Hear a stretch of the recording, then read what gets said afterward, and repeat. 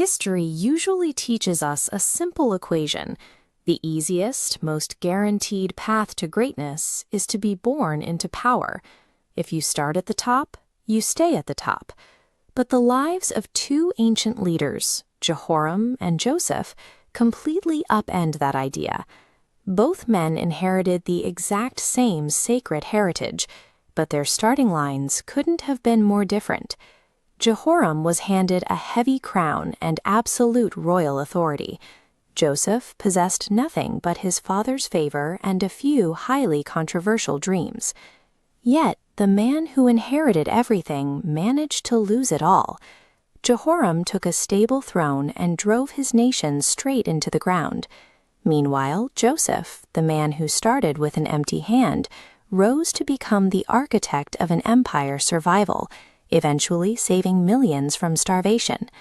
To understand how the king destroyed his kingdom while the outcast saved an empire, we have to watch them navigate three universal tests of leadership. The first pillar is the test of acquisition. How does a leader actually get their power? Jehoram didn't earn his throne, he was simply born onto it. And to secure that unearned authority, he went on the offensive, murdering his own brothers just to eliminate the competition. Joseph's story starts with the exact opposite dynamic. He was the innocent victim of his family's rivalry, violently betrayed, thrown into a pit, and sold into slavery by his own brothers. Jehoram used his royal status to inflict betrayal, while Joseph was completely crushed by it. Getting power through violent entitlement creates a foundation built entirely on paranoia. But surviving absolute betrayal, as Joseph did, strips away ego and sets the stage for genuine earned authority. Which brings us to the second pillar, the test of adversity. This is where external circumstances strip away the facade and reveal what's happening inside. For Jehoram, his royal throne served as a convenient mask for deep corruption. He fully embraced the ungodly house of Ahab, imported idolatry right into the heart of Judah, and answered any political or moral opposition with brute violence. Joseph didn't have a throne to hide behind. After being falsely accused and condemned to a foreign prison, he was plunged into absolute darkness. But instead of breaking him, that cell revealed the unshakable strength of his faith. He consistently fled temptation.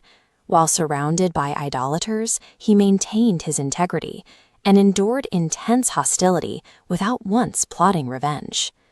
Inherited privilege can successfully mask corruption for a time, but severe adversity is a crucible. It inevitably burns away the noise and exposes a leader's true moral character. Ultimately, personal morality spills over into national impact.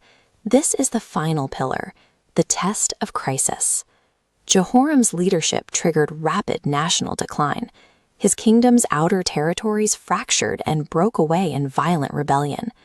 Compare that to Joseph. Relying on God-given wisdom, he foresaw a catastrophic economic disaster, systematically preparing the nation of Egypt to withstand a devastating 7-year famine. The functional difference in their authority is staggering. Jehoram used his power strictly to control and oppress his own people, while Joseph leveraged his hard-earned influence to preserve stability and keep countless lives from being extinguished.